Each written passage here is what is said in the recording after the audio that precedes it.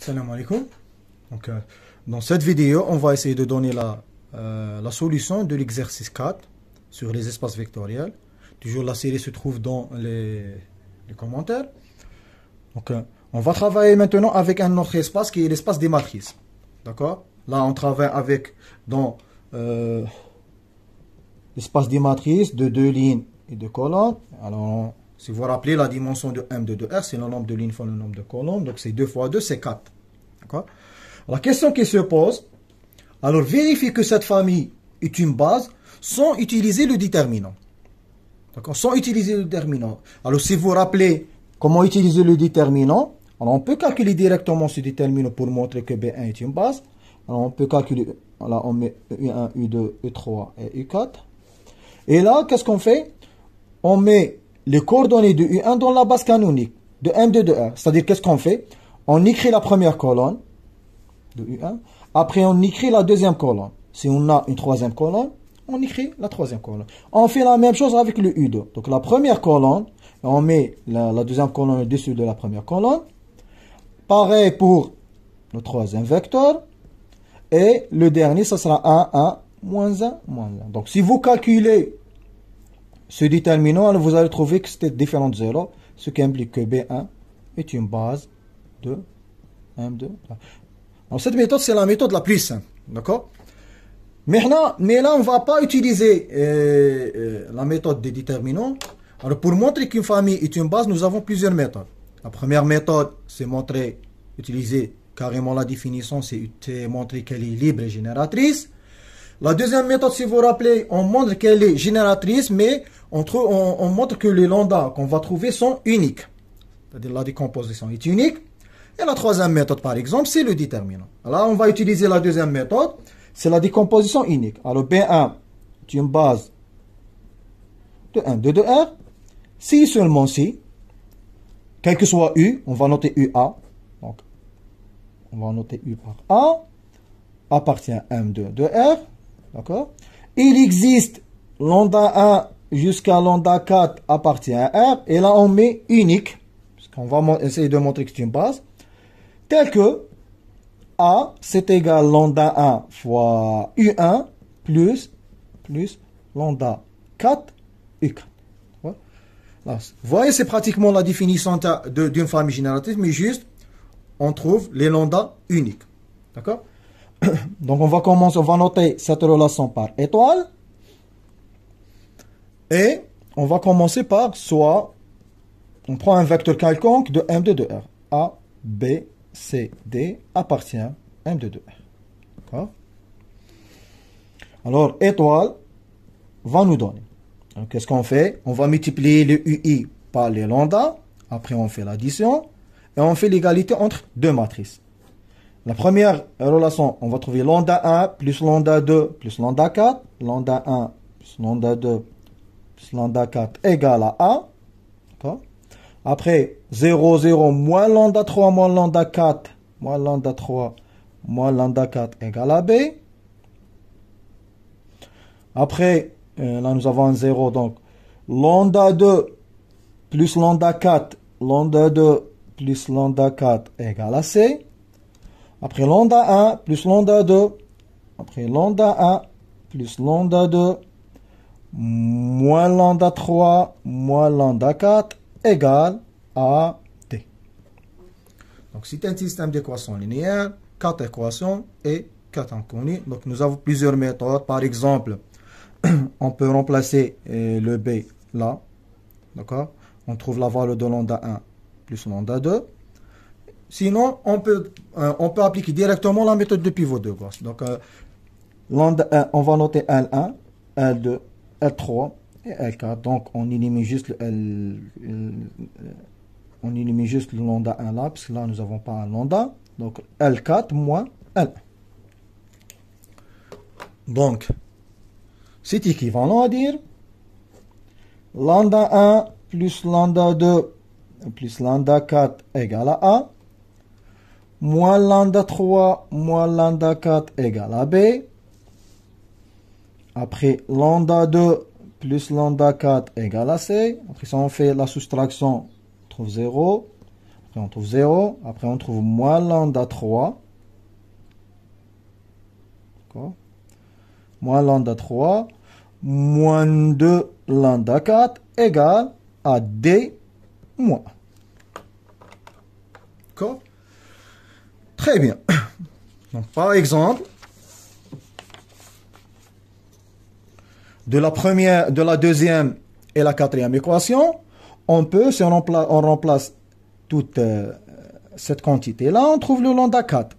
Donc, on va noter, ou bien directement, de la dernière équation, on va trouver que lambda 4 égale, donc là, on trouve M, ça va nous donner B, cette relation, cette quantité, ça va nous donner B moins lambda 4. Donc lambda 4, ça va être égal à A plus B moins D. D'accord?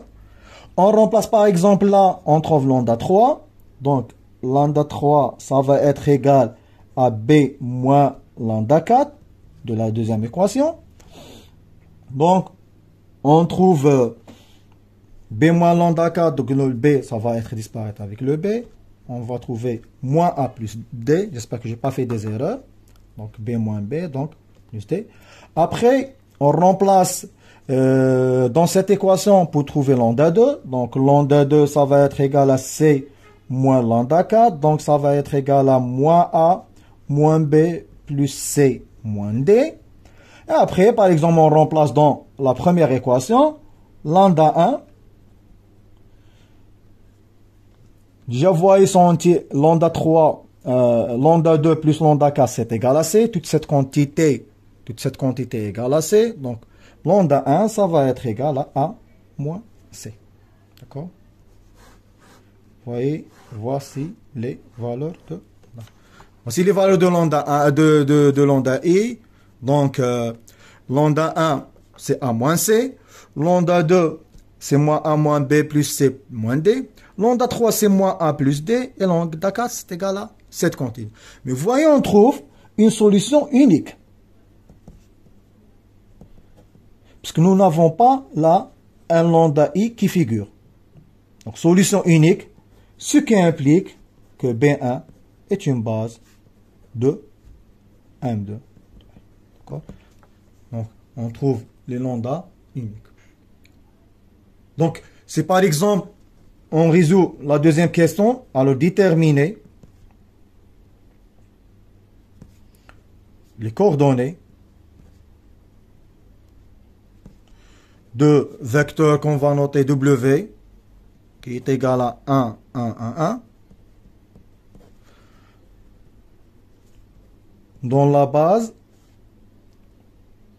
B1. Si vous vous rappelez, c'est quoi les coordonnées? Alors, les coordonnées de W sont lambda 1, lambda 2, lambda 3 et lambda 4 de R, tels que, c'est tout simplement les lambda qui vérifient la relation linéaire. Donc, c'est tel que W, c'est égal à lambda 1, U1, plus lambda 2, U2, plus lambda 3, U3, plus lambda 4, U4. Là, nous avons U1, U2, U3, U4. Nous avons le W. Il suffit de remplacer là et tirer les lambda. Mais vous voyez, cette définition, c'est exactement cette relation. Juste, à la place de A, on va remplacer, on va écrire le W. Donc, A, c'est égal à B.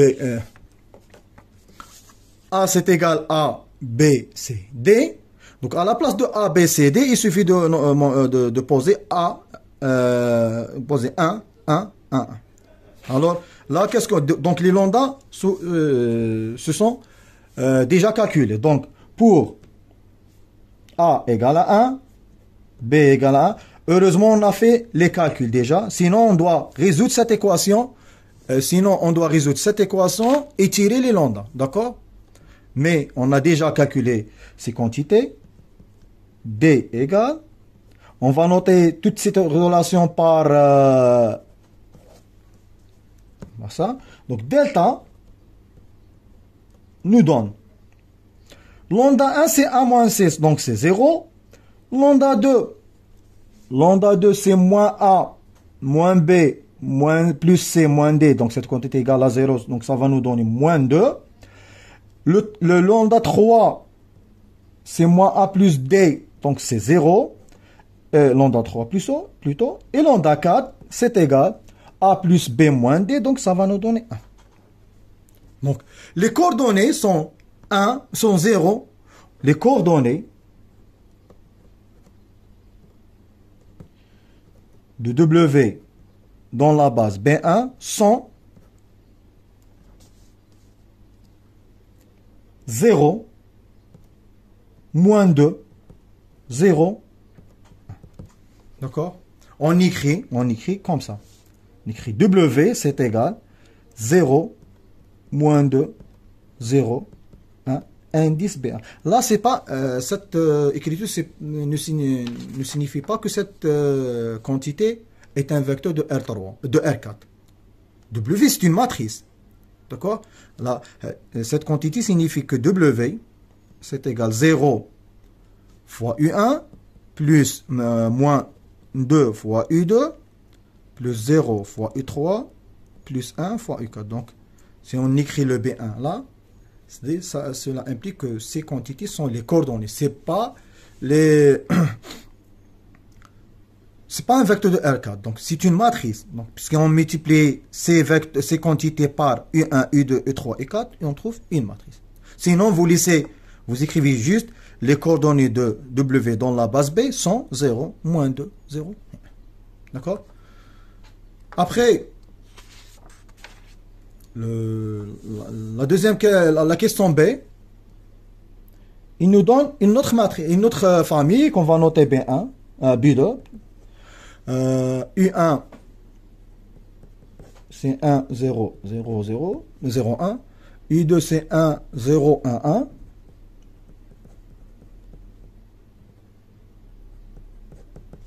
U3, qui est égal à 0, 0, 0, 0. Et U4, qui est égal à U4, c'est 1 moins 1, 1 moins 1. Donc c'est 1 moins 1. D'accord? Alors quel est le vecteur remarquable dans cette famille? C'est le vecteur U3. Donc U3 c'est égal à 0. Alors si vous vous rappelez, toute famille contenant un vecteur nul est une famille liée. Toute famille qui contient un vecteur nul est une famille liée. Donc, on peut appliquer la méthode précédente. Vous allez trouver une infinité de solutions. Sinon, on peut montrer que B2 est lié. D'accord? Donc, cette famille n'est pas une base. Cette famille, on peut faire les calculs. On trouve que cette famille n'est pas une base. B2 n'est pas une base.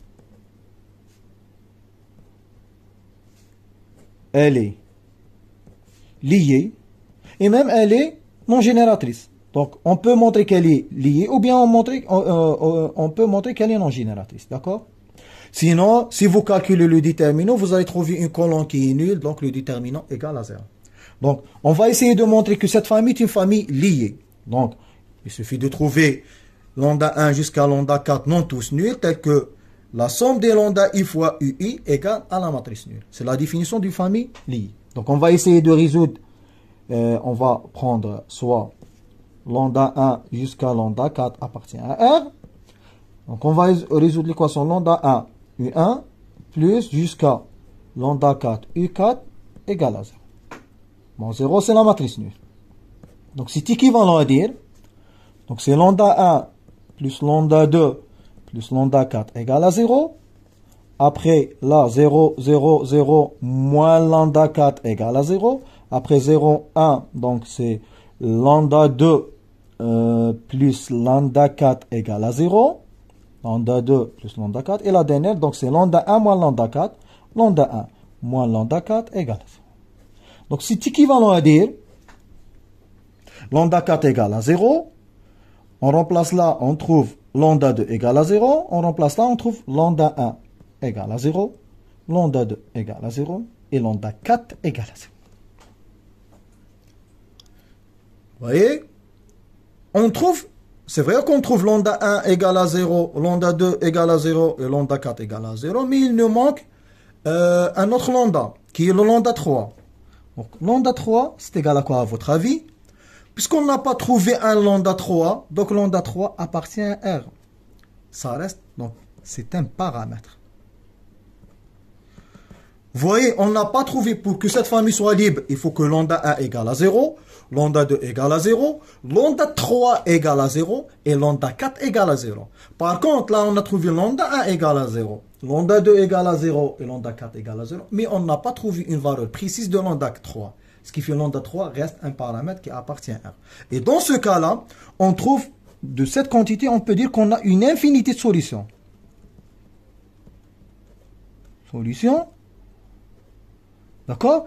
Ce qui implique que B2 est lié, ce qui implique que B2 n'est pas une base. N'est pas une base de M2. D'accord?